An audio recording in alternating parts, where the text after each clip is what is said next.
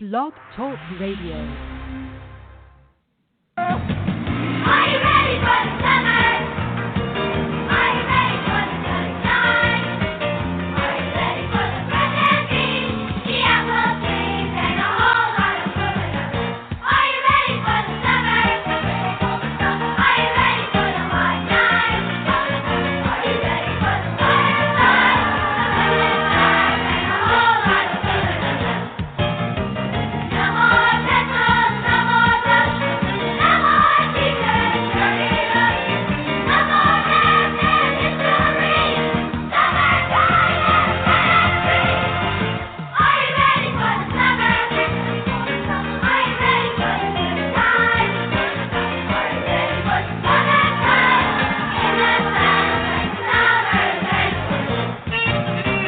no more petrol, no more rush, no more teachers, dirty rush, no more math and history, summertime and country. All right. I figured we didn't need to hear a third reprise of the chorus for that particular song. You all know how it goes by this point. And for the purposes of my own mental health, I think we're just going to keep cutting it off right there. Yeah. You know, when Mark and I agreed on that song, I told him right off, I'm going to bag on that song every single time we start this show. Every single time.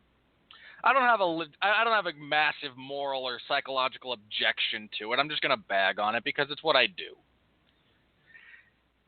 I also couldn't help but remark that it was so deeply ironic to me that we were opening a time of the year when movies get dumb and really stupid, and I kind of cringe at them with the celebratory voices of children. I just couldn't help but wonder at the irony there. And for the first time since we've started that theme, I think Mark and I are going to be at cross paths tonight. Ought to be interesting. You motherfucker. What? You said we're going to be at cross paths. I just Sorry, go on. assumed you liked the movie. I found it, execrable. Anyway, No, this no, is the Radulich and Broadcasting Network Movie Review Club. I'm Robert Winfree. Over there is my theoretical boss. I say theoretical because I don't have a contract or get paid. But it's Mark Radulich. He's coming to us all the way from Florida, and we all feel bad for Mark because he lives in Florida. How you doing, Mark? You motherfucker. No, I said that because you said we were going to be at cross paths. So I'm being overtly oppositional. Oh, you're trying to do a gimmick.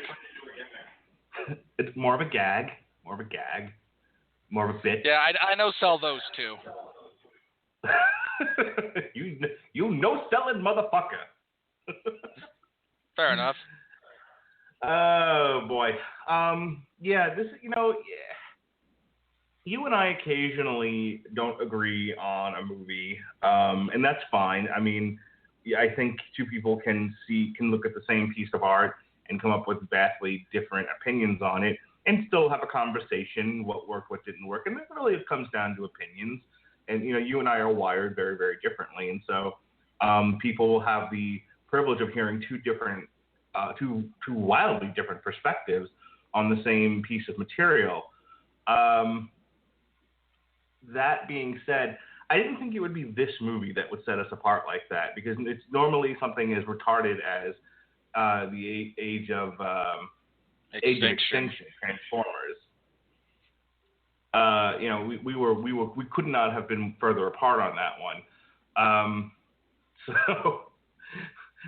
I figured once we got, you're not going to do Ninja Turtles this year, but some of the other movies that are coming out, maybe X-Men Apocalypse, maybe Tarzan, Independence Day. I really thought one of the bigger tentpole movies of the year you and I would smack heads on. I did not think it would be the quote-unquote thriller that seeks to tweak the nipple of the modern economic issues we have going on in the world, Money Monster. So this ought to be an interesting conversation, to say the least. Yeah, again, normally it's the really kind of big budget stuff that we land far apart on because, and forgive me if I speak out of turn, but Mark, you're generally a happy guy as long as there's plenty of things blowing up. The storyline is at least somewhat coherent. I'll assume Age of Extinction is an exception because that was relatively incoherent. And let me Mike doesn't slide into the frame. Let me sum it up for you. I don't go to the strip club to hear financial advice, and I don't go to my stockbroker for him to show me his penis. You know, if I go to a thing, I expect a thing that goes with that thing, and as long as I get that thing, I'm a happy guy. I don't see what's wrong with that. Yeah, you're a happy person. You have a wonderful sliding scale, and I don't mean that as an insult. I don't. I accept that a movie like, The Godfather is not at all on the same wavelength as The Money Pit? It's coming up, Age of Apocalypse, or X-Men Apocalypse. You should have said The Money Pit. Yeah, I'm trying very desperately to get you to stop making that joke. I like The Money Pit. Is my response to that. All right. So again, I acknowledge they're different, but I tend to hold them to similar standards as a whole, and that's how I wind up with movies that are enjoyable. Because there are movies that I like that are not necessarily of high quality. I've talked about that here in the past, and that's fine. I will not defend them in terms of quality, apart from where I feel they're being unfairly criticized. And I was a little surprised when you came back from this and said you enjoyed it, because I knew what to expect when I walked into that movie, and for some reason it wound up being so much worse than I anticipated. Okay, can I address that really quickly? So Go ahead. I went into this thinking it was going to be preachy on the level of Avatar or a Michael Moore film. I thought the finger wagging was going to be so out of control and so bad that I would end up getting angry at the movie. Look, I'm not a huge fan of, people who got away with murder during the economic collapse and didn't face jail time or anything. And I can certainly sympathize with the loss of the American dream as opportunities for the average educated middle American are few and far between. All you have to do is follow me on Facebook and to a degree on Twitter to know that I'm a huge follower of, as Jesse Starcher has told me, it's called the singularity.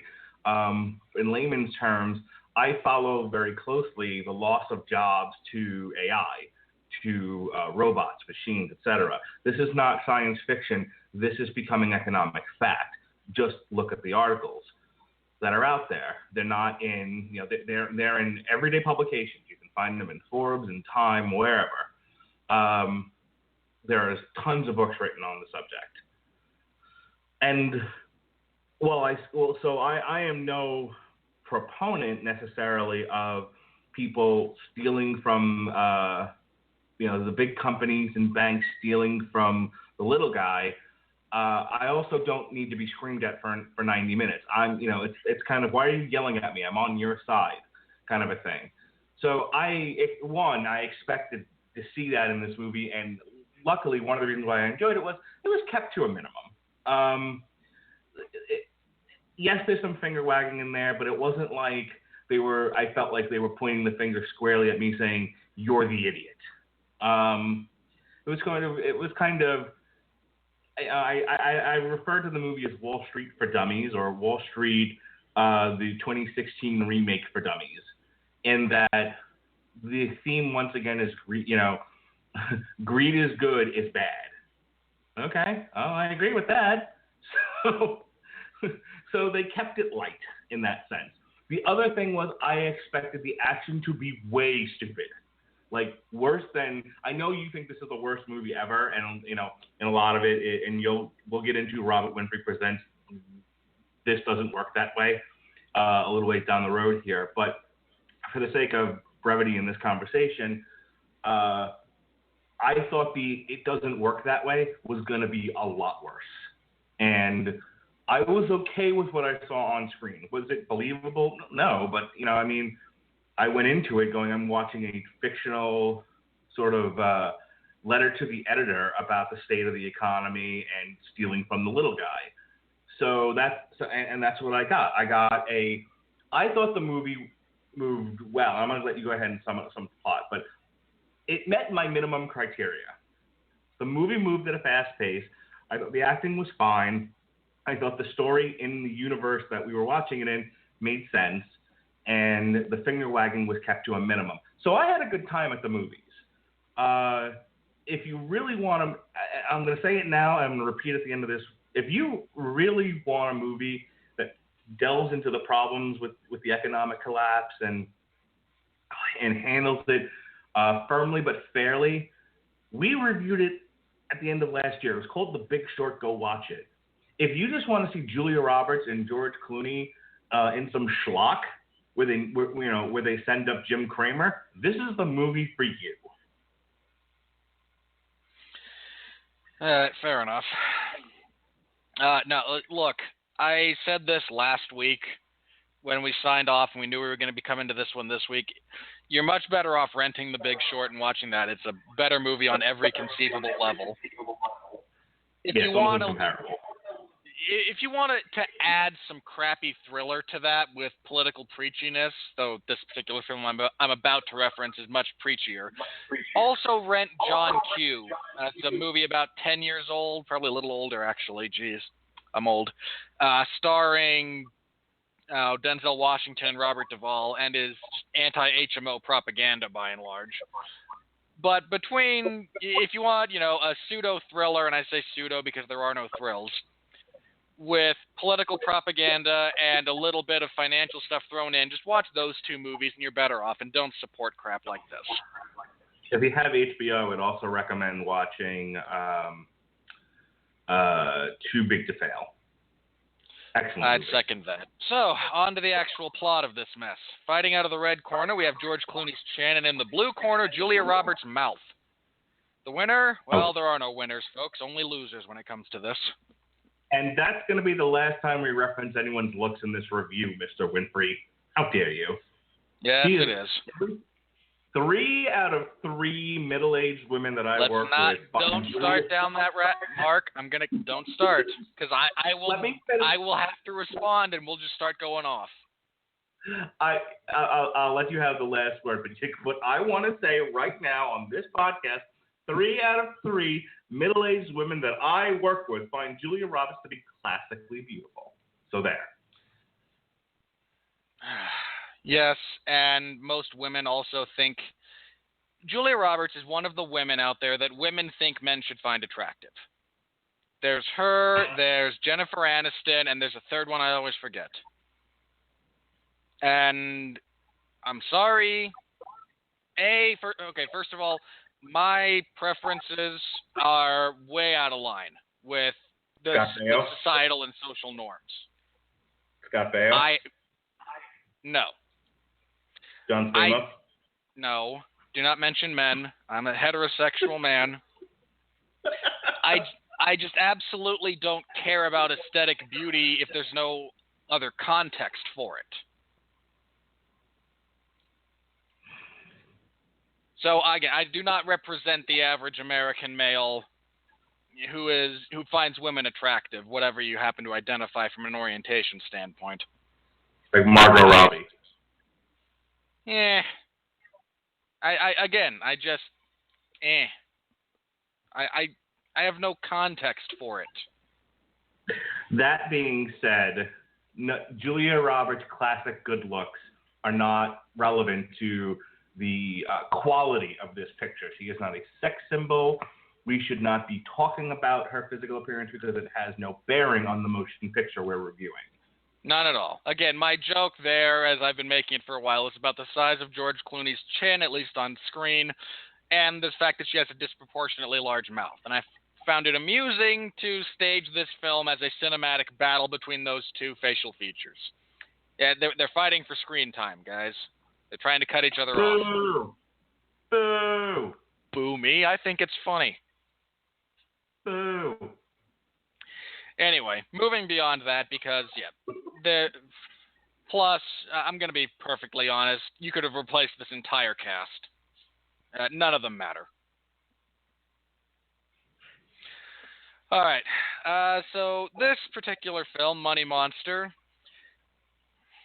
we open a few minutes from going live with a send-up of every Wall Street stock analysis investment tip television show on the airwaves.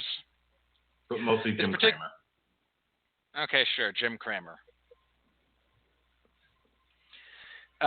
This show stars George Clooney, whose character's name is Lee Gates. I'm not going to remember any of these characters' names. I'm going to refer to them as actors, because, hey, no one cares about the characters. Because we're not given any reason to care about the characters.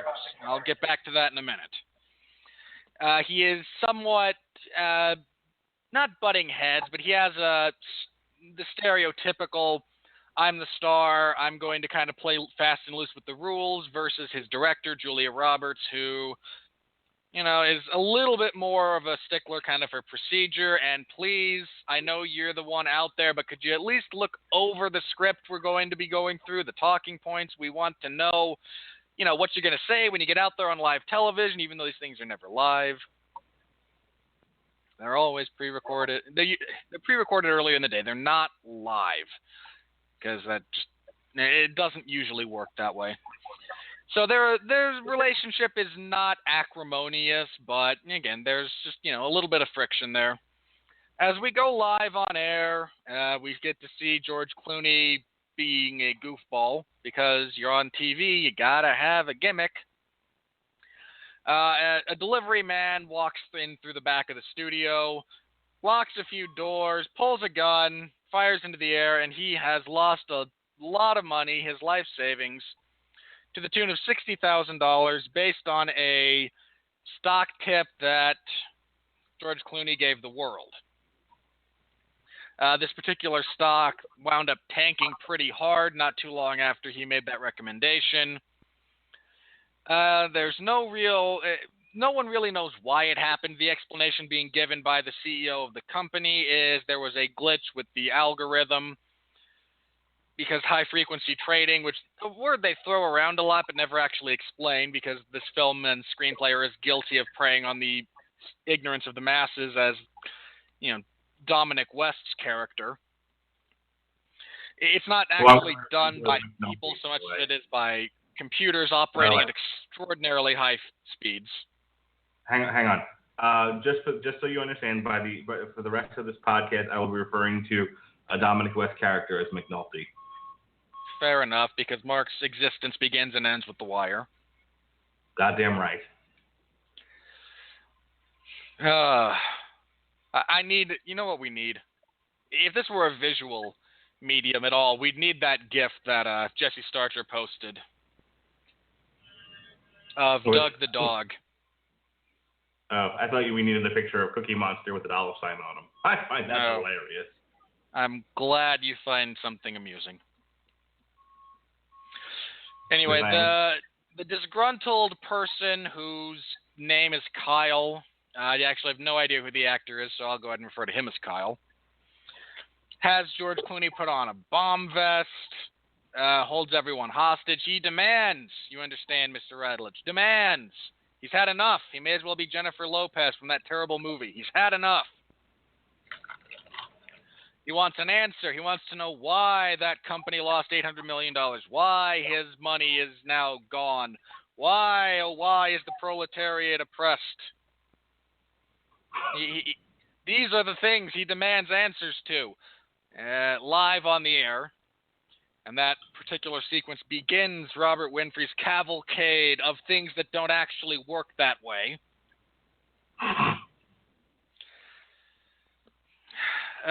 They stall out there on live on air. This particular gentleman airs some written grievances. George Clooney tries to calm him down, then he tries to escalate him. The cops are trying to figure out what to do. The director is still just trying to put on a quality show because they're still being broadcast live. Again, would never happen. But Let's just go ahead and roll with it. Eventually, the people in that television station come to somewhat sympathize with Kyle, and they too decide they want answers in this particular instance. Why, oh why, is the poor working man being oppressed, and how can we pin this entire societal travesty on one human being? Well, okay, McNulty's kind of a douchebag, but still. He just plays a douchebag. Just Dominic West, that's his character description in everything. He's kind of a douche. So they begin and they start investigating what happened because they're getting the runaround from some of the people at that company. One of whom goes live on the air to answer questions, and clearly the poor girl has nothing to give.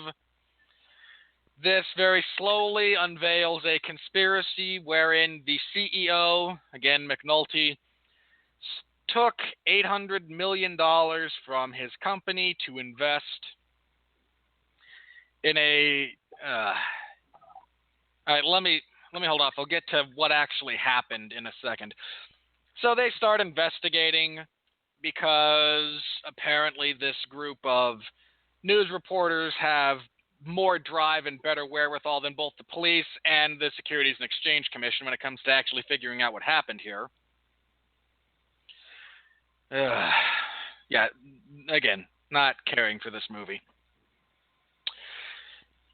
They eventually get a brief interview with one of the programmers who designed the algorithm that supposedly fails. He says, yeah, no, the way I designed that, the way it's written, the way it's programmed, it could not possibly have done that because algorithms are predictable to a varying degree, especially if you know the programming. If you don't, they're kind of a pain, but if you know the programming, yeah, they behave very specifically. The police are trying to defuse the situation, but the bomb vest that George Clooney has on is being triggered by a dead man switch. So they're at a bit of a loss. They decide, the police, that they're going to shoot out the receiver on the bomb vest because it's located low around the kidneys of George Clooney. And if you shoot it out, you're unlikely to actually cause enough trauma to kill him, especially if you can get to a hospital very quickly.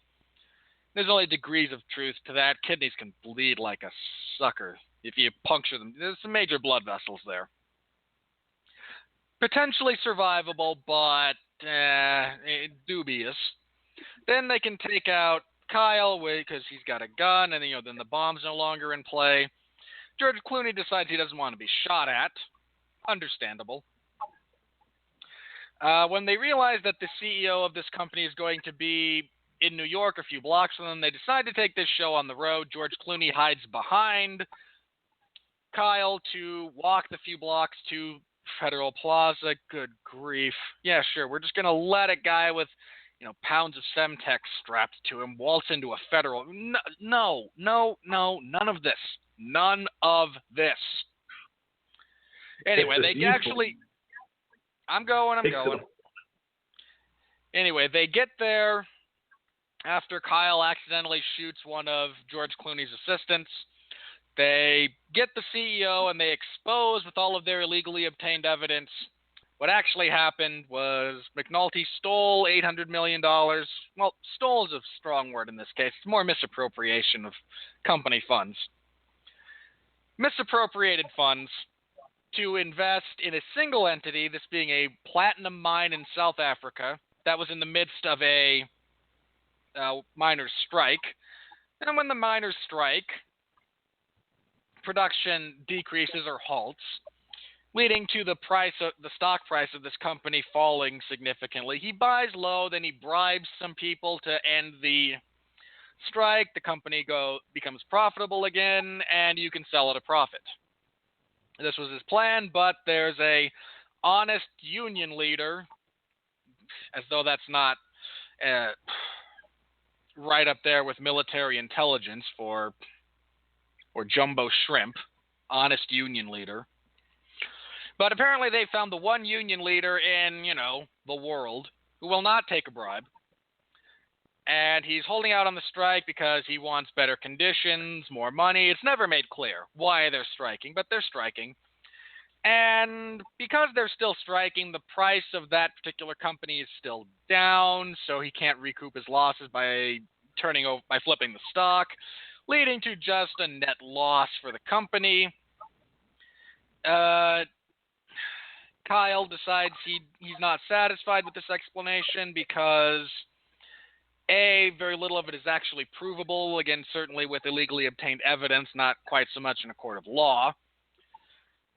And he wants McNulty to admit that what he did was wrong somehow. I mean, sure, and McNulty under threat of being blown up, even though it's not actually a vest full of Semtex, it's a vest full of clay bricks. He revealed that to George Clooney as they were walking between buildings. He eventually, again, under penalty of immediate death, decides to tell the maniac whatever the maniac wants to hear. He falls down when the guy throws the detonator at him anyway. Kyle is shot because he's a maniac with a gun. He dies. McNulty gets investigated anyway, though even the charge there kind of, again, what he did, the legality of what he did is a gray area 90% of the time. He simply overwrote an algorithm in favor of making a human decision, and sure, there was a little chicanery there, but again, there's a legitimate question as to whether or not what he did was terribly illegal. But he gets investigated anyway.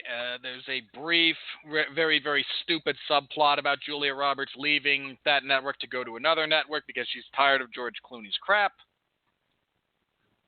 She decides to stay. His assistant, who got shot, he got shot in the shoulder. He's fine. It's fine. They reconcile in the waiting room at a hospital, and the bad guy gets his comeuppance. The good guys triumph. Even the bad guy who was kind of a good guy pays for his transgressions, and the world moves on. All right. Before I turn this over to Mark for a little bit for what he liked about this, I'm going to say this once, and I'm hoping that I won't have to repeat myself too much with the same phrase. None of this is how this actually works. Absolutely none of it. Now, again, I say that on occasion about movies because I know entirely too much. I acknowledge this. I acknowledge that I am not the average moviegoer who has no problem with it, who accepts that if you shoot a propane tank, it will result in a fiery explosion. It doesn't, but okay. If that's the way you all see it, fine and dandy. This was one of the few times I've watched a movie from start to finish and could not stop shaking my head going, that doesn't work like that. That doesn't work like that. That sure as hell doesn't work like that. Over and over and over again. None of it actually works like that. I will get into a few specific instances later, but I hope not to repeat that same phrase for the duration of this podcast. Mark, I found absolutely nothing redeeming about this movie whatsoever. Kindly defend it. I was entertained. Plugs? No. Okay. I talked a little bit about this at the beginning. So here's what I liked about it. This was supposed to be an indictment of the moneyed class, the investor class, the movers, the shakers, the people who control the strings, that sort of thing. They decided to, instead of, like I think about Oliver Stone's Wall Street, and Oliver Stone was trying to do the same thing, but back in the 80s, where he had the Michael Douglas character who, greed is good. It's okay to screw the little guy, and why are you wrecking this company? Is Charlie Sheen asked him, because it's wreckable, that's why, and I don't care about the little man. This was supposed to be along those same lines. And so I'm automatically interested in that kind of a story, number one. Number two, so it hooked me just because I genuinely like to watch movies like that. Number two, I don't find anyone's performance here particularly lacking. I mean, I think if we're being fair and we're leaving prejudice out of this, and we're not being, and I'm not saying you are definitely being this way, but if we're not being blinded by expectation or prejudice, everyone does a passable job, a serviceable job of getting across their characters and being a part of the drama. At no time did someone act in a way that it took me out of the movie. Okay? So we have passable, serviceable, even good performances. I won't give you good. The movie moves along at a swift enough pace that I was at no time bored. It doesn't leave the average person. We're going to leave, you out of this for a moment and your cyborg brain. But for the rest of us dumb folk, the movie moves along fast enough that and actually one of the reviewers said this almost word for word. It moves along fast enough that you don't really have time to think about how dumb it is. You're just sort of in the moment and it's moving along. Boy, I wish that were true. For the rest of us. It's moving along at a fast enough pace. I mean, is it roller coaster fast? No, it's not Transformers, but it's still, but it's still moving fast enough that it's going from scene to thing to thing to thing without there being a whole lot of time for you to go, hey, wait a minute, that's dumb. I thought the characters in and of themselves, I mean, Julia Roberts' character, you're right, is a little thin, but I thought the lead. Oh, you set me up, and I'm not going to take the bait. Thank you.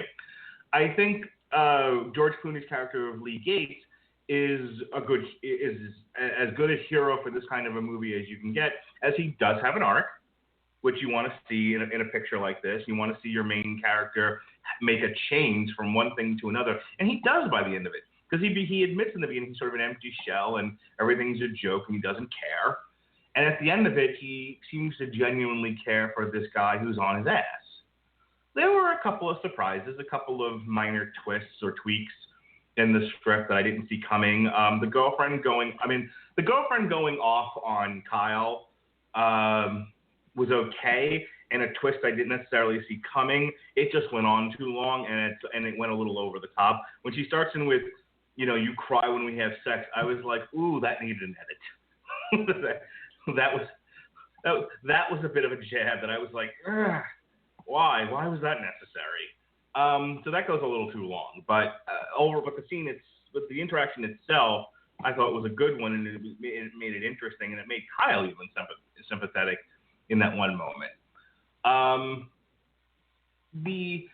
What else did I like about it? I was disappointed that at the end of the day, it's like Clue. Instead of the complexity that is, international finance and markets, and trying to do what The Big Short did and sort of break down the complexities so it's a little bit more easily digestible for the masses, so you understand how you got screwed and where all your money went. This one sort of, it's Professor Plum in the conservatory with the candlestick kind of an ending. And to be fair, much like our discussion of Captain America: Civil War, I liked the movie until it ended, and then at the end it just sort of falls off a cliff. It's as if they didn't really know how to end the movie, and so, like I said, it's a diabolical bad guy with a plan gone awry, and instead of really being true to reality, McNulty says, yeah, it was wrong.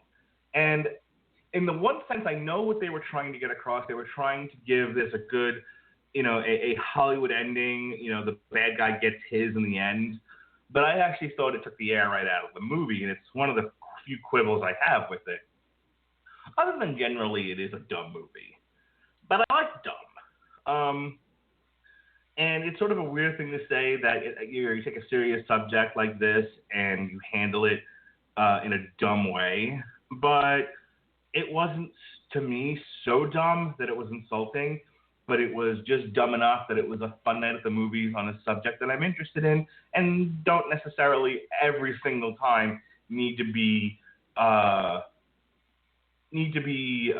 emotionally distraught by the end of it.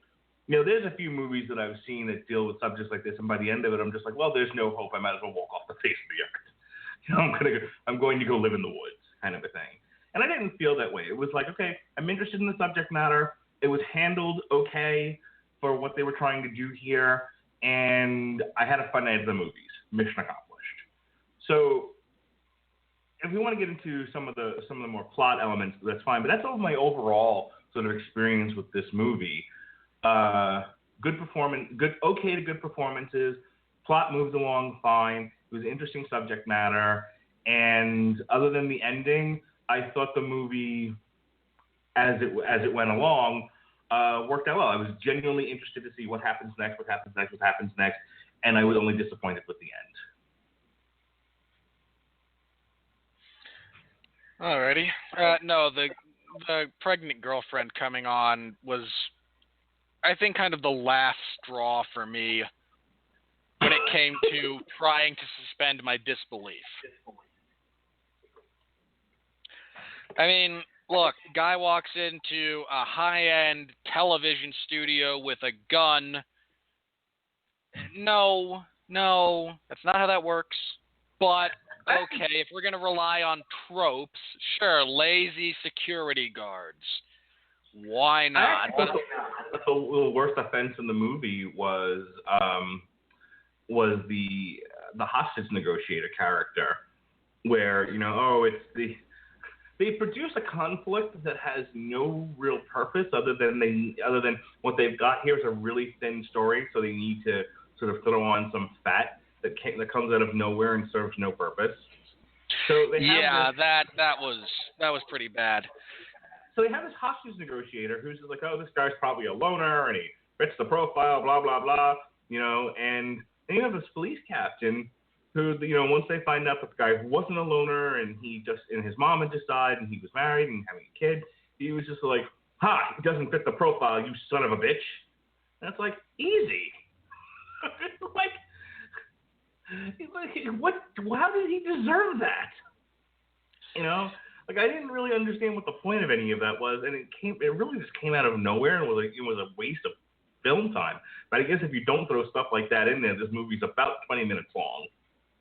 And it would be, I would prefer this movie if it were 20 minutes long. I mean, for crying out loud, there was and this is why the whole wife or fiance or girlfriend or whatever, knocked up chick. I don't think they ever talk specifically about the relationship other than he is the father of her unborn child.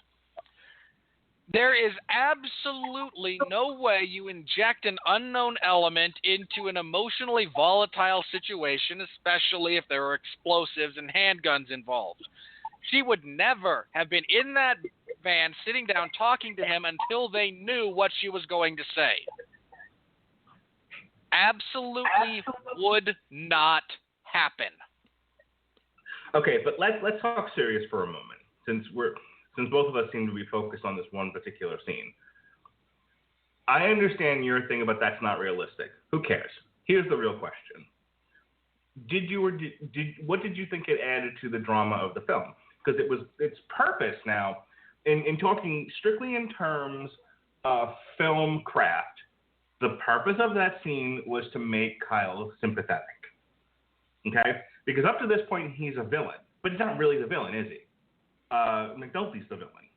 That's what the movie is trying to tell you, is that we start off with a guy who seemingly is a maniac and coming out of nowhere. But along the way, we learn his story, and we realize he's just some poor schlub who tried to do better for himself, listened to someone who was a supposed expert, and bought into a company that was supposed to be rock solid, and everything betrays him.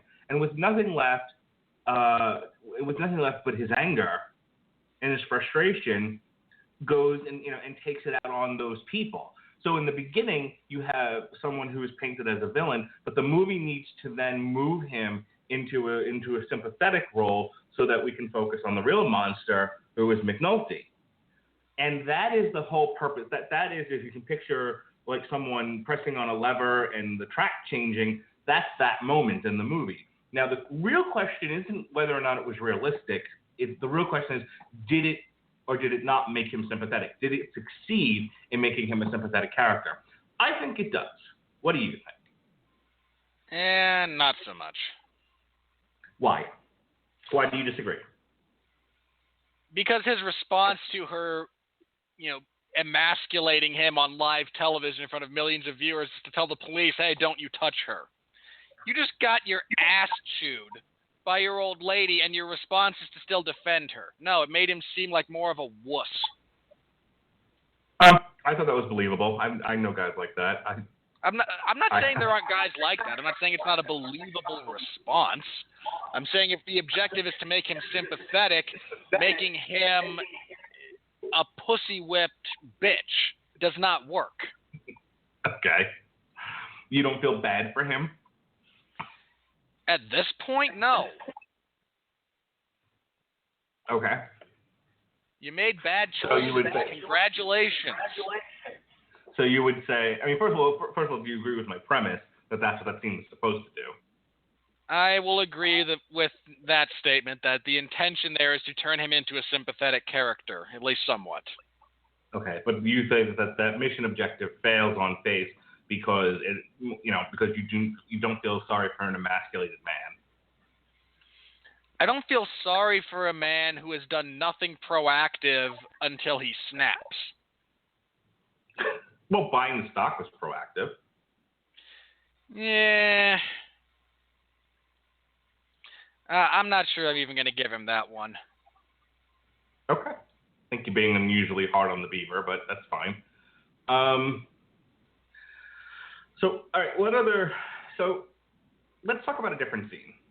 This movie, there's not a whole, I mean, I think you and I can sort of bat this back and forth for an hour or so, but I want to sort of focus on certain scenes instead, instead of just arguing with one another over, my opinion's the right one. Fair enough. So, there was another scene in the movie that I thought was interesting, and it didn't necessarily go in the direction I thought it was going to go in. The scene where where Lee comes to realize that he can make the stock price go back up again. And he's sort of going through. He tries to make a heartfelt speech to all of the people watching. Please buy this stock. We can get it back up to where it was when this poor guy bought into it. He can get out. We can all be happy. I'm begging you all, just buy. It's dirt cheap.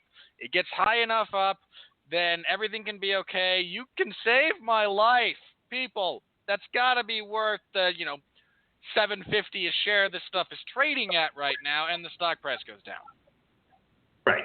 It goes up Nobody momentarily and then proceeds to crash momentarily. What did you think of the drama of that scene, what it said about the characters, etc.? I think it was the only quasi-interesting scene in the entire film. Everything else was cut and dry, paint by numbers. If you set up a template for a thriller, you would have had this minus any real character development outside of George Clooney developing a bit of sympathy for the guy who's holding a gun to his head. And really, there are better movies about Stockholm Syndrome than this. Don't think it was Stockholm Syndrome, by the way. It wasn't, but my point stands. I thought it was an interesting scene. I wasn't quite sure where they were going, and I legitimately had a kind of reaction when the stock price drops and you see George Clooney's face just sort of fall off, and the sort of collective reaction around him of, oh boy, your life ain't worth shit. And then of course the guy not making himself particularly likable, it's like, see, your life ain't worth shit. Like you're full of crap, and everyone thinks so. Like, oh goodness. Everyone knows you're full of crap. That bull you were just spewing, nobody's buying because you don't even believe it. Yeah, I thought interesting choice for that particular moment in the movie. I actually like that it didn't work in the sense that it it just kind of further set up the character of, George Clooney's isolation from everything around him and the shallowness of his existence kind of coming back to bite him a little bit. Unfortunately, actual character development beyond I'm starting to sympathize with you is completely lost on this movie.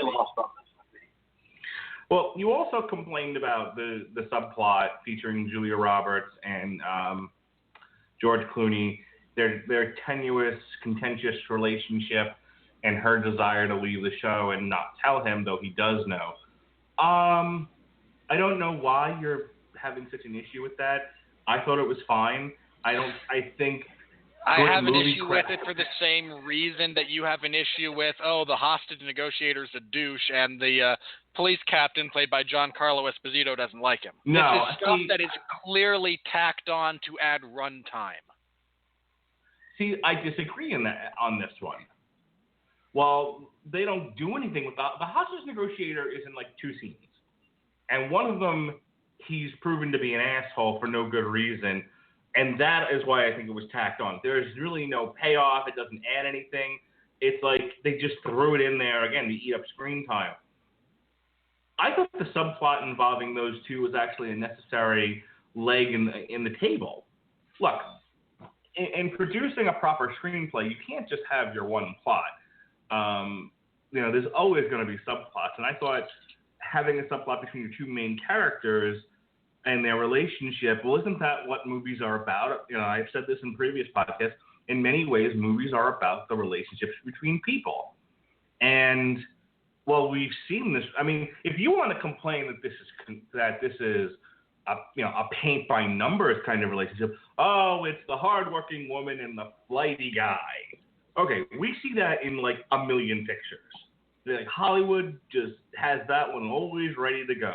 The asshole guy, it's moonlighting. Okay, moonlighting made this famous. You had Bruce Willis and what's her face, and that famous. No one remembers what's her face. No one remembers what's her face.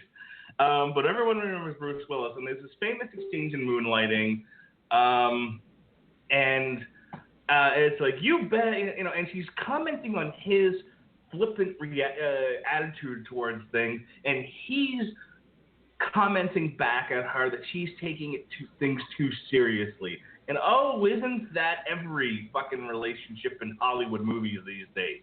The guy is a devil-may-care, wears his heart on his sleeve, who gives a shit, flippant, almost bohemian type, and the woman is a type A dragon queen. So, if you want to complain about something, complain that was about as old hat and hackneyed as anything else in this movie. But it's still it still needed to be there. And I think that even though it's as contrived as boy meets girl, boy falls in love with girl, etc., I think 2 capable actors can still pull it off and make it, I'm going to go with the word entertaining.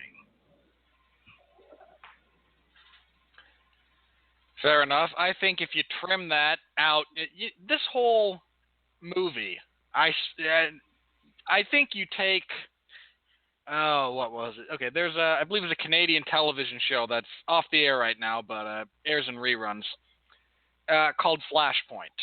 I think if you cut the fat off of this, you basically, and make it a 1-hour TV special, you could have had a much better entire property. That's how this whole thing feels to me. Again, and okay, do we need some kind of conflict between them? Sure. I'm okay with them not getting along. I'll be perfectly honest, I would have thought more of this script if they had actually been adversarial instead of, well, she's leaving me just like my other 3 wives and a daughter who I send a check to. If they actually kind of go at it and are adversarial through the process, I think it's probably more entertaining than, they're going to get back together at the end anyway. Well, I agree but disagree. By the way, what's her face was Sybil Shepherd. Okay. I will not remember that, but okay. case I ever bring up Moonlighting again, because I tend to refer back to that one scene often. I don't remember anything else about that show. Moonlighting was a good show. I don't remember anything else about it except for that one exchange, and I swear to God it has informed and affected my life in ways I'll never truly understand. But meanwhile, back in the city, I mean, look, the point of this movie, the plot between Julia Roberts and George Clooney was a part of the movie, but it wasn't the main part of the movie. And at the end of the day, you gotta get to the meat of the movie. To use the phrase I like to use in this situation, you got to get the kids to the mall. And so I think you can, if the movie is written well, and maybe here's where we might quibble a bit. If the movie is written well, you can intersplice the relationship issues in with the main issues going on in the movie without having to grant them their own separate time. Maybe the movie doesn't do the best job of that. Maybe there's not enough of it for your taste. But I got enough of the contention in the very early part of the movie. And, let's face facts. You're talking about, yes, this woman is going to leave him. Yes, this woman is tired of his shenanigans. But they're faced with a more immediate crisis, which she's trying to deal with in the best way possible. So there isn't a lot of time to deal with their interpersonal relationship anymore. Maybe there's a better way of doing that in the script than they did it, but that was sort of my takeaway from it. I can appreciate what they were. The base, the goal, the attempt. The attempt was pretty futile, but the goal of kind of trying to flesh out the characters and whatnot. I appreciate the goal. I think it was very poorly executed. I find this to be a very poorly written film. Mm-hmm. It got mentioned, this thing's only 98 minutes. And that doesn't, I believe that runtime actually includes the credits. This is a very fast movie, and unfortunately, that doesn't leave time for anything other than stock characters, which is all we get here. I mean, look, George Clooney, he's going to play this guy who's, unable to settle. He's unable to settle down, and he's, with women every night, and he's slick, and things go his way, but he's socially aloof. Like, that's difficult for George Clooney. And Julia Roberts is, boy, she's a tad bit exasperated, isn't she? But she's hard-nosed, and she's going to stick to it, and, well, again, it's Julia Roberts being Julia Roberts. I was dying watching this movie, waiting for some kind of reason to actually care whether or not these people get blown up. And I never get it. You didn't like any of the characters, huh? You didn't find Lee to be redeemed by the end. You didn't like Julia Roberts. You just like, all of you die right now. Not that I necessarily wished death on them. They weren't reprehensible characters. They're just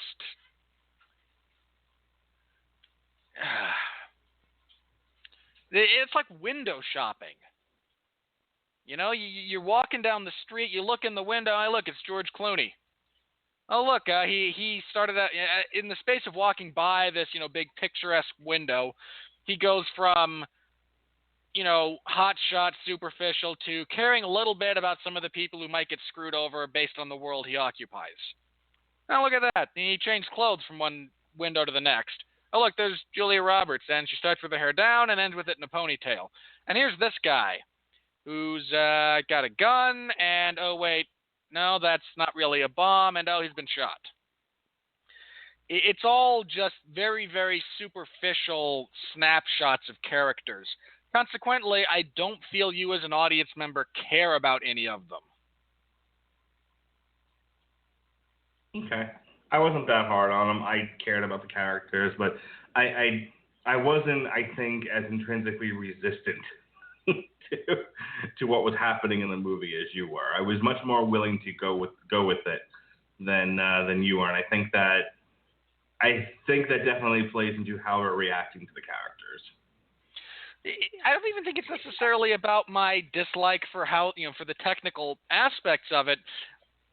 You just never learn about most of these characters apart from very, very broad strokes. And most of those aren't even... Now, go ahead. Well, no, finish what you're saying because I want to move on to something else. Again, broad strokes and not even saturated as far as color goes with broad strokes. They're very stock. They're very uninteresting characters on the whole. I mean, again, just real briefly, if you consider the character of Kyle, we get that he lost his money, and we start to get that, well, his wife or girlfriend or whatever, again, never actually explained whether we know he's the father of the kid she's carrying. Beyond that, we're not given insight into it. And we know that he made some really poor choices when it came to selection of the woman to carry his genetic material forward into the future. We know his mother recently died, but apart from that, again, this is just, it's almost like they're being deliberately vague with him in a desperate attempt to make him an everyman character. And it doesn't work. All right, that actually dovetails into something I want to talk about before we can go on forever with this, but I think that in the interest of the listeners, we ought to move this along to other things that we can talk about. But I think what you just said there dovetails really nicely into whether or not the movie was successful, partially successful, completely misfires, on really what its central theme is, and that is that the moneyed classes are taking advantage of the little guy, and the little guy can't succeed because the game is rigged. In a way, I think it did succeed, even with the stupid ending, because it's an allegory. What McNulty does with IBIS, which is his company, is supposed to, while it's a singular issue, it's a singular event, it's supposed to represent the wider multitude of events going on in the world all the time, where smarter people than even you or I are able to manipulate markets. I'll give an example of what I'm talking about. This actually came up on the John Oliver show. It's a very small example, but it cuts. I'm better at sort of speaking through examples than sort of over-explaining things. At least I think so. So John Oliver, and that's fine because I'm the other way. So John Oliver was talking about sports betting, and what's the one that sponsors the UFC? I think that depends on where you are in the world. I think if you're, I want to say Ultimate. I think it's ultimatebet.net. At least for the British stuff, it is. Okay. Well, for here, I just don't know. If you could look it up real quick and just yell it when you find it. But there are a couple of big. You see them advertised all the time on magazines and TV and whatnot. And these are sports betting sites. And in the sports betting commercials, it's always the same thing. For a little bit of money, you put it down and you place your bets and you make all this money down the line. And what John Oliver and his team did was that they did an investigation of these sports betting sites. And yes, there are people winning big money from them, but they're people who write algorithms. Okay? They write these algorithms for betting. Did you mean DraftKings? Because that's the only thing I'm coming up with here. Yes, DraftKings is exactly what I'm talking about. So they're using algorithms to bet on DraftKings as an example, and those people are making tons of money. But people who are just, unless you're extraordinarily lucky, just kind of going about the old-fashioned way by instinct, are losing money hand over fist. And so the game is rigged. It's rigged for people who know how to manipulate it, and for everybody else, they're sort of tricked into believing that this is a way to make fast money when it's actually a way that you lose tons of money, again, hand over fist. Similar thing here.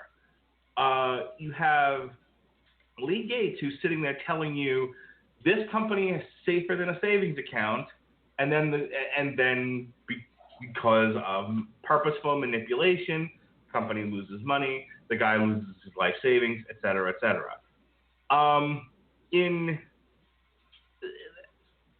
There are people manipulating the market all the time. Think about The Big Short. Essentially, you had a handful of guys betting on the collapse of the housing market, and while the entire world went belly up, they all made millions and billions of dollars.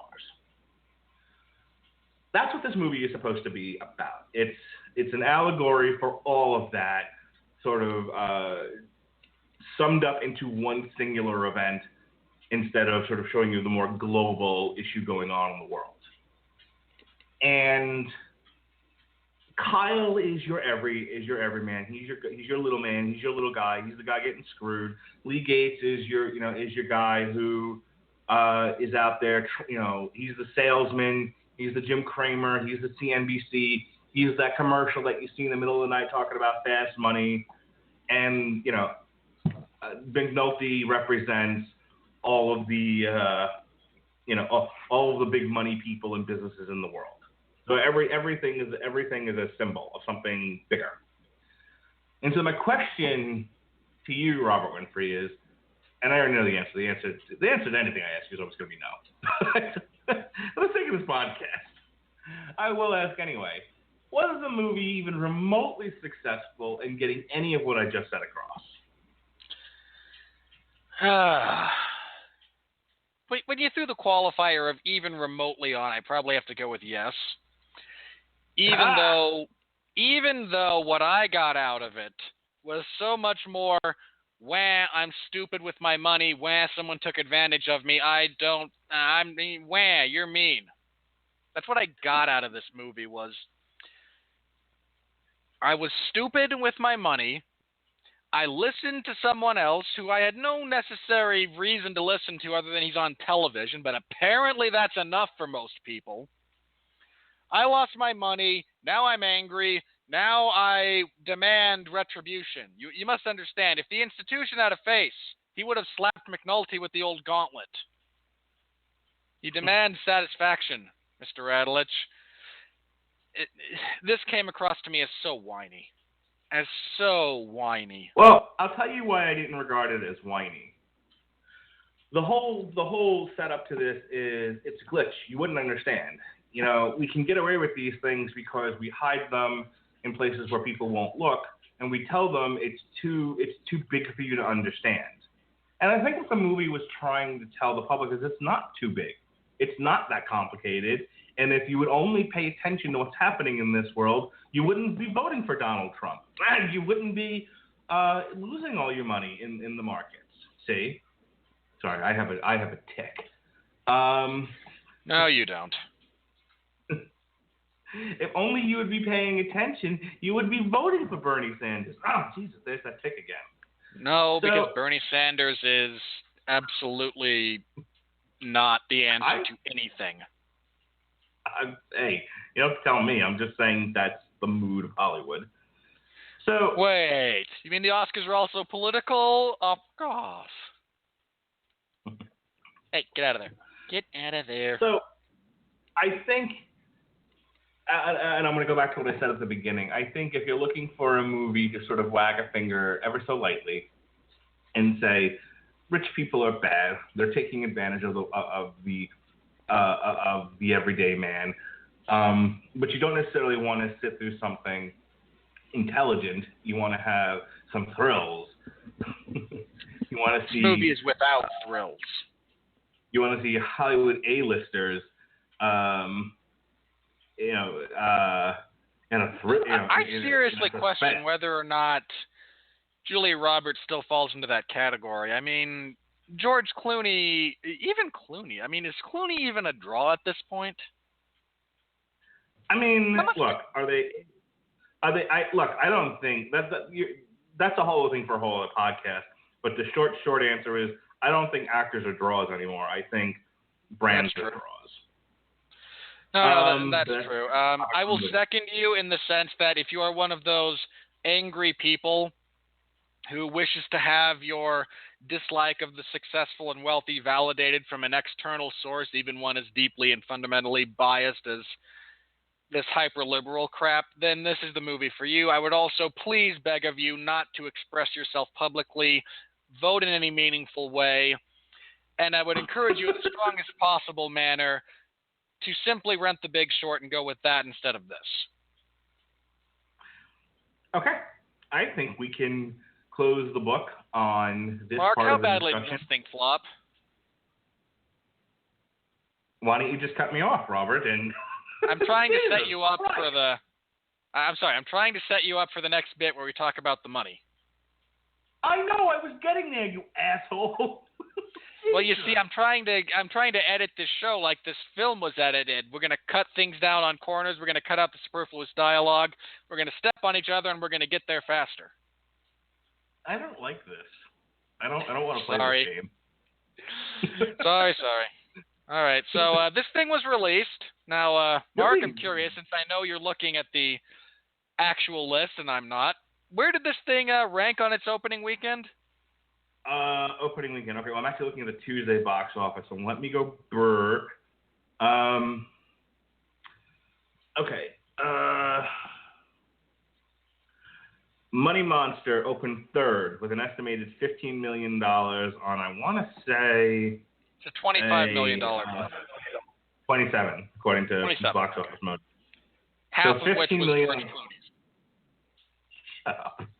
Clooney's. $15 million on a $27 million budget.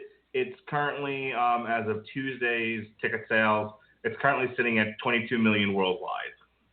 It made almost $5 million foreign. It's sitting at about just under $18 million domestic. I think it'll eventually eke past its $27 million budget. It'll probably do better on demand as people will watch it at home or whatever. But I don't think people are rushing out to the movies to see this. And next weekend, it's different when we talk about movies like Captain America, which are huge tentpole movies, which is now approaching $1 billion. It's now the number one movie in the world. It finally beat Zootopia, who for weeks was the number one movie in the world. You know, my local theaters are still showing Zootopia. Oh, was it really? Yeah, still selling tickets. It's a little bit different when we talk about competition, because for a movie, for a small fry like this one, next week it's got to go up against The Nice Guys, which actually has a really good rating on Rotten Tomatoes. A kids film, which we're going to be reviewing next week, called The Angry Birds movie. Maybe you've heard of the video game that it's based on. And wait, that's based on a video game? Yes, sir. And, things you learn. And Neighbors 2, Electric Boogaloo. And between The Nice Guys and Neighbors 2, I don't know what functioning adult's going to go see Money Monster. I don't know what functioning adult went to see it to begin with, but... $22 million worth, you motherfucker. Jesus Christ. I suppose we have slightly different definitions of functioning. Okay. In any case, it's weird because I was looking at the Box Office Mojo will put up a handful of charts that will correlate to how the movie is doing. One of the ones and I didn't think it had like a particularly bad opening for what it is, but no, one of the charts that they've correlated with this movie is worst opening supersaturated, of which it ranks 152. So we're not talking about an all-time flop here. This isn't exactly Jupiter Ascending or Pan, but yes, it also speaks volumes to this movie that on a budget of only $27 million, they're probably not going to make. They're probably not going to turn a profit. Not in the theaters. I think eventually the movie turns a profit again once it goes on video on demand. I think people will be interested in it. But it was a weird choice for the summer. Like I said, they snuck it in on a week where there wasn't anything really else it was competitive with. However, Captain America had come out the week before, and Captain America was going to dominate the month of May until X-Men and Alice of the Looking Glass came out. So, this is one of those where in a different year, it would have come out closer to Oscar time. And while the plot probably wasn't going to win into the Best Picture nomination, George Clooney or Julia Roberts might have been nominated for Best Actress. No. Yes. No. Under no circumstances over the last decade are the performances turned in by anyone in this film worthy of Oscar nominations. They would have received a nomination. They wouldn't have won. They would not have even received a nomination. So going back to my initial statement, there comes a question of why remove it from later on in the year where there's less competition for a movie like this and throw it right in the middle of your summer blockbuster season. It was an odd choice. Got any insight on that? Because it's failed Oscar bait, and those usually either can flop against no competition, or you can put them in there against legitimate competition, and when they flop, you have an excuse. Should have saved it for October when all this, when everything's a horror movie or garbage. Thank you for differentiating between those. Well, I'm just curious. Have I talked you into reviewing any horror movies this year? I don't know, but since you brought it up, my wife wants to go see the BFG now, and that comes out the same week as Tarzan. I cannot express to you how much I would rather watch the BFG. Do you want me to take Tarzan off the list and we'll just do the BFG? Again, the CGI in Tarzan is going to be so bad I'm going to be bleeding from my eyes. Well, I'll tell you what. I'll let you know when I'm going to see it, and if you can see it, we'll do a quick review at some point after we both see it. If not, it'll make our year-end show. It'll make our year-end show. Right now on the docket for October, there's only 2 movies, Monster High and Underworld 5. Oh, God. Hang on. That's terrible. List of movies 2016. This is awesome podcasting information right here. We can work it out. We can work it out later. I looked at it the other night. No, you have your picadillos and I have mine, and now you got me started on this crap. I now need to finish it. All right. October 7th is The Girl on the Train, which is Universal and DreamWorks, live-action thriller. Middle School, The Worst Years of My Life, which is CBS Lionsgate, and that's a live-action comedy. And Voyage of Time, it's a documentary. Now, I looked up the slate of films for this October last night. There was not really anything that stuck out in my mind. I'm surprised we're doing Underworld because those movies all just, no, not good. But I'll get to talk about how bad they are. So, yay me. Wait a minute. What happened to fucking Monster High? I don't know. Probably got pushed. Like, that other movie that's not being made. That was supposed to be released around October. Well, October 14th is still Underworld. October 21st, we have Boo, A Medea Halloween. I know that's right up there on your list. We have a second Jack Reacher movie, and we have Ouija 2. Again, none of those appeal to me. I didn't care for the first Jack Reacher, but if you want to fill the slot, that would be my request, because I didn't care for Ouija either. I don't.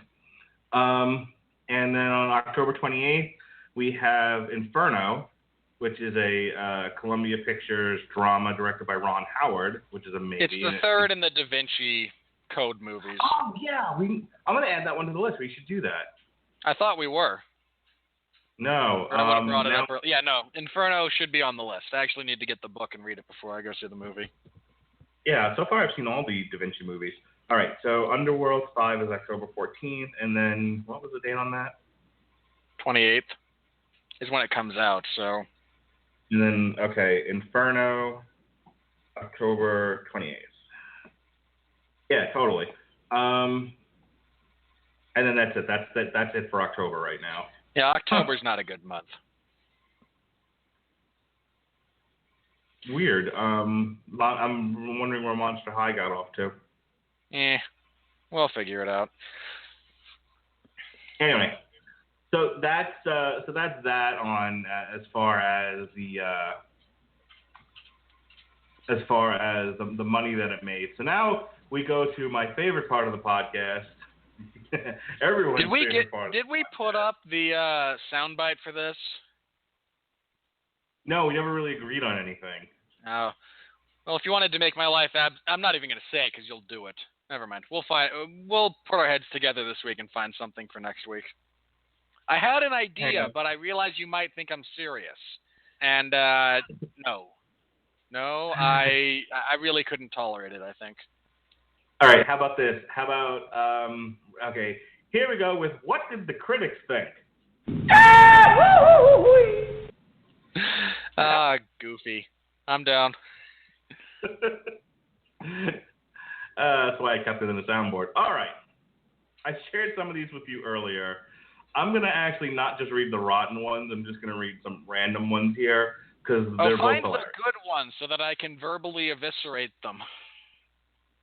Okay. Let's start with tomorrow on The Long Road to Ruin, we're going to be looking at a Cleveland classic, the Major League trilogy. So, in honor of that, I let's also start expect a long discussion between you and Sean regarding the different endings to Major League One.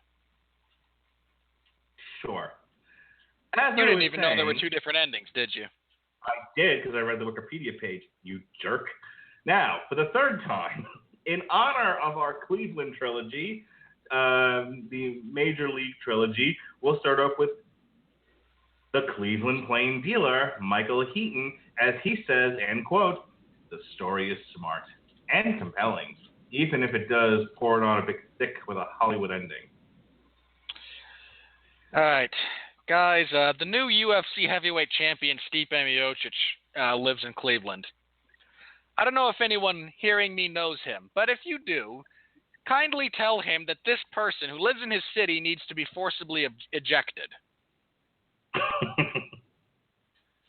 This is not a smart story. This is as paint by numbers as you can get. If you looked up a template in Screenplays for Dummies under the thriller section, you would find this movie. This is not an intelligent movie. The fact that it deals with the material that people normally regard as intelligent does not make it an intelligent film. It makes it a stupid film about a theoretically intelligent subject.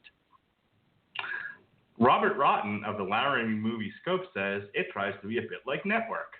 I'm mad as hell, and I'm not quite going to take it anymore. However, it doesn't quite make the grade. Doesn't quite? Network is a great movie. Network is a great movie. And no, this thing fails so miserably, especially when you compare it to any other movie dealing even remotely with these same topics that is competently made. Okay. I fear for your health, not just your mental health, but your physical health. I don't want to have you have a stroke on this podcast, so I'm going to break this up with some ones that I'm pretty sure you're going to laugh at. And I mean laugh in agreement, not smash your head into the desk. Michael Sneidel of Taste Magazine says, Money Monster wants to offer us a risky look into the flames rising up around us in this corrupt economy, but it hits with the equivalent of a kick-me sign rather than a firebomb. Kick me. Yeah, a kick me sign plastered on some poor toddler in preschool. There's no kick to this movie at all. Tony Medley of the Tulican Times says, this is either a spoof or a devastating attack on those charlatans on TV who spout all they know about investing in stocks and bonds, which is basically nothing. It's well directed, Robert Winfree, and acted and has the required, has the required tension throughout. Mark, was there any tension for you in this movie? No, not particularly. Guys, Mark is the average moviegoer by and large. Mark felt zero tension in this film. Mr. Critic, you have failed. Well directed, fine. A boom mic never swung into scene, and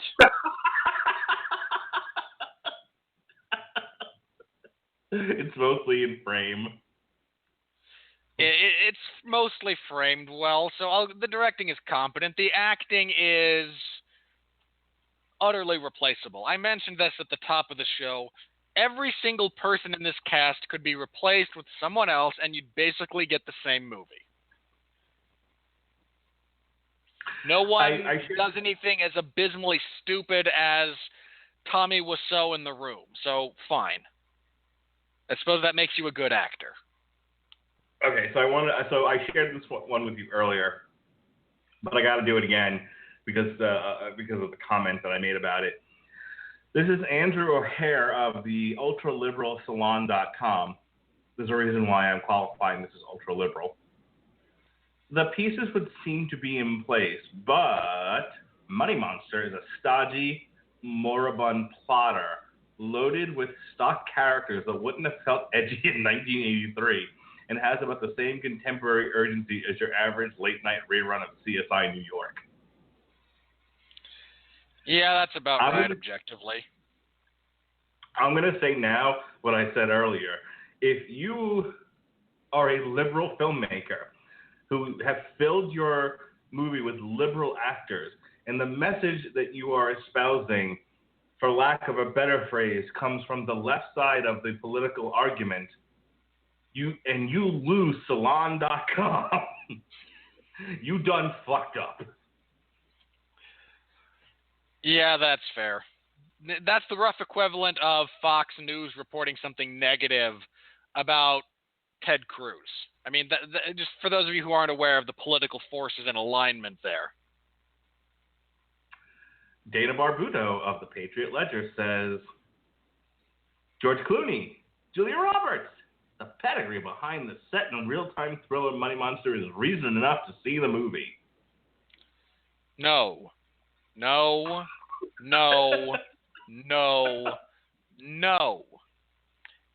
Everybody out there, within the sound of my voice, I want you to pay attention for this brief moment, because I know we're just kind of background noise the rest of the time. For this moment, I implore you, pay attention.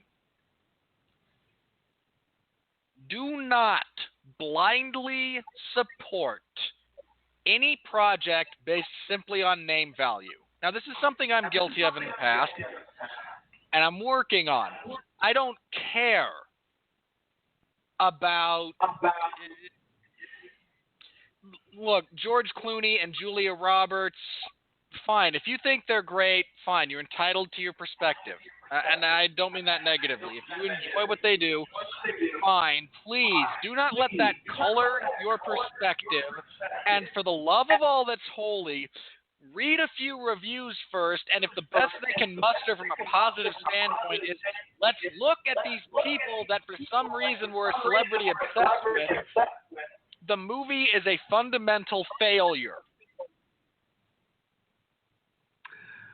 Screen Rant, Sandy Schaefer says, Money Monster is a well-directed and well-acted dramatic thriller weighed down, please, let me finish, weighed down by heavy-handed social commentary and implausible plot beats. Well, I'm sure you agree with the implausible plot beats, but heavy-handed social commentary. They would never let a man with a bomb out of a contained environment onto the streets of New York.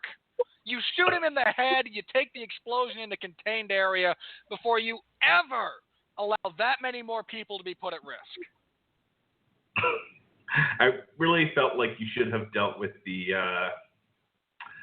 heavy-handed social commentary. Folks, this is about as heavy-handed as your average Disney Junior Sophia the First script. I've never seen Sophia the First, so I can't comment as to the veracity of that statement, but given that you're generally a level-headed fellow, I'll agree with you. This was my favorite from the one I sent you earlier. Stephen Rebello of Playboy Online says, it's a well-made, well-meaning piece of entertainment, and it's grown-up. Good to know that it's good to know they still employ really solid writers over there at Playboy. Let's start with the real basics of this one here. Well made encompasses the entirety of the totality of the film. I've talked about the writing being weak. I've talked about the acting being stock and basic and uninspired. The plot points being bogus to the point of lunacy. And the relatively poor writing in the sense that the characters are all incredibly stock. So well made, I mean, what's your bar? Well, let's qualify this. Is your bar Sharknado? Because if you've got to be that bad before we're going to say it's a poorly made film, fine. You're better than made-for-TV sci-fi crap. Beyond that, Okay. I will not necessarily acknowledge that. Well acted, no. Again, a high school drama production of this film carries the same type of thespian weight as what George Clooney and Julia Roberts and everyone else put into it. I don't agree with that, but okay. I'm reading this one only because. And hang on, finally, Grown Up, no.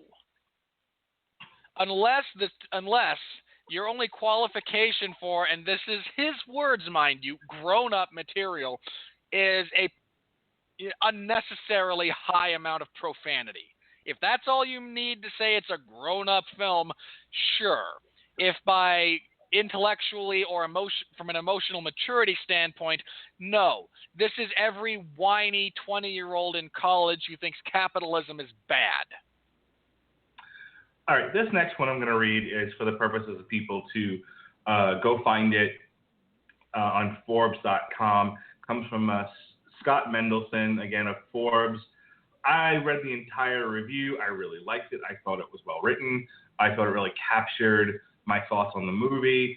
Not necessarily Robert Winfree's, but I'm reading this just because I think it's the best review out there. And I did so, and in doing so, I posted it on my Facebook page.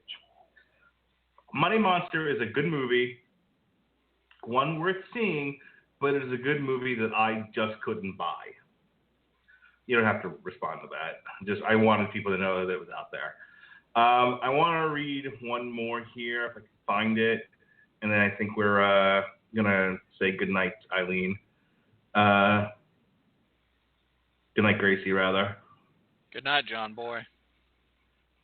Brian Orndorff of Blu-ray.com. I actually like this one too. Jodie Foster isn't identifying financial world crimes and money monsters. She's celebrating them, turning personal ruin and chilling corruption into fodder for an exceptionally tedious thriller. Fair enough. I certainly agree with the tedious part, despite the fact that the movie is only 90 minutes long. Loon Lemonick of the New York Post, a clever financial thriller with comic overtones that's a solid investment, hardy, of your time, thanks to stellar work by George Clooney and Julia Roberts. Stellar is so far off the mark in this particular instance, it's not even worth mentioning how wrong that is.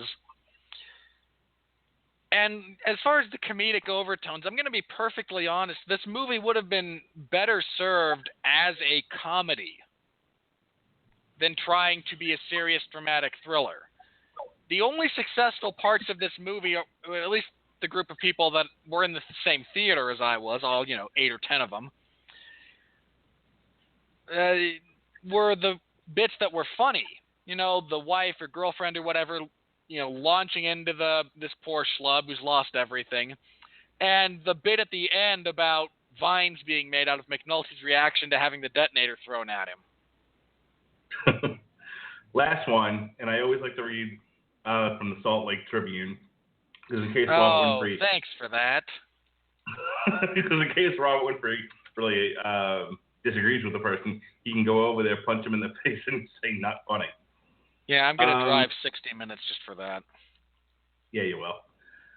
Sean P. Means of the Salt Lake Tribune. I'm up for a good tarring of the corporate class as much as any pinko member of the lamestream media, but even I have my limits, and Money Monster runs over those limits with the subtlety of a SWAT team. Well, now that I know he's a pinko, I might have to go punch him on principle, but other than that, I agree. Okay, this is actually, This is actually the last one. I made myself remember to read this up because when Amy Nicholson is on movie fights, I tend to enjoy her. So I wanted to make sure I read her little line here that's captured on Rotten Tomatoes. So this is coming from MTV of all places. And Amy Nicholson, who is a top critic and a featured fighter on movie fights presented by Screen Junkies. Check that out if you haven't. It's an awesome podcast. If Bernie Sanders is elected president, Money Monster will be the only movie allowed on Air Force One. And for the record, she gave the movie a C+. I think that's a generous C+. I think C- or D+ might be more accurate. But I appreciate the line. Okay. We love you, Amy Nicholson. Invite me on movie fights. All right. So that's that. That's our coverage here of Movie Monster. I liked it. Winfree hated it. We managed to talk about it without movie I've seen all year. Unequivocally.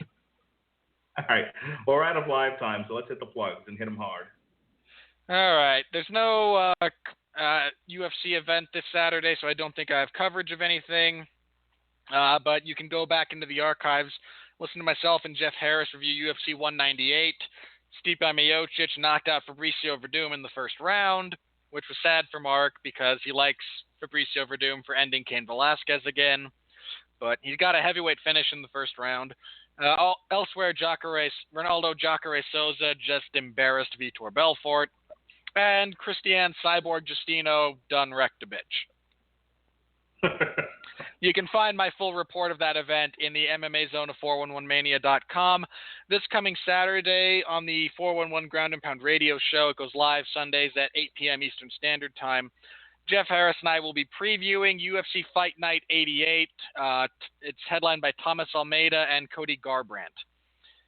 Which is a really good fight. There's a couple of really good fights on that card. So tune in for that. We'll have fun. Mark wasted 2 hours of his life reviewing Hatebreed last night because Hatebreed is not good. Because it was time to murder it. And Hatebreed is not awesome. Good. Hatebreed is amazing. Mark, if we're just gonna play the opposite game, we're gonna have to go in a very different direction. What do you got coming up?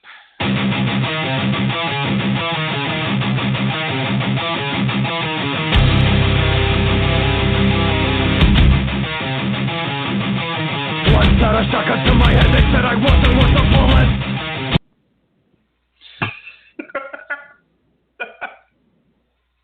He's still there. Yeah, I tried to set you up for plugging what you've got coming up in the near future, and then I was interrupted by, noise.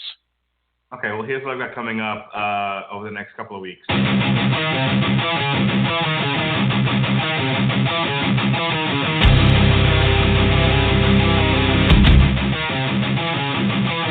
One shot a shotgun to my head, they said I wasn't worth a bullet. Now the world is my trigger and I'm here to fucking pull it. One shot a shotgun to my head, they said I wasn't worth a bullet. Now the world is my trigger and I'm here to fucking pull it. Still here, I can't hesitate. Actually, given the relative cost of shotgun shells, that's probably an accurate statement regarding that person.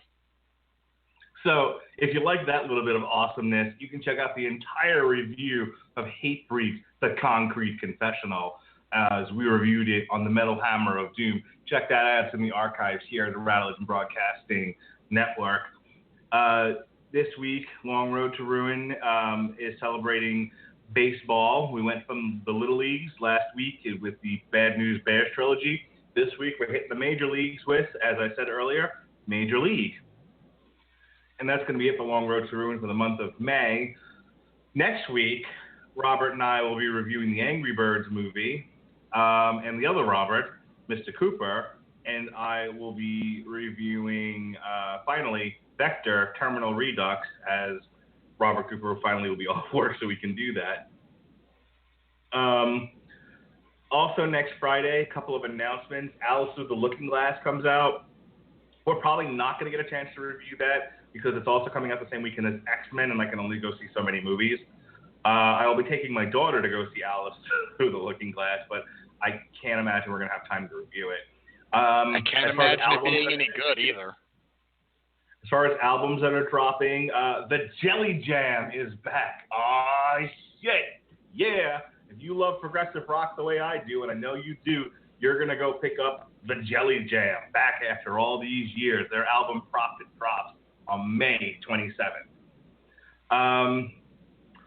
You can also check out, last week we have a review of Captain America Civil War. We also did a really fun Marvel trivia podcast.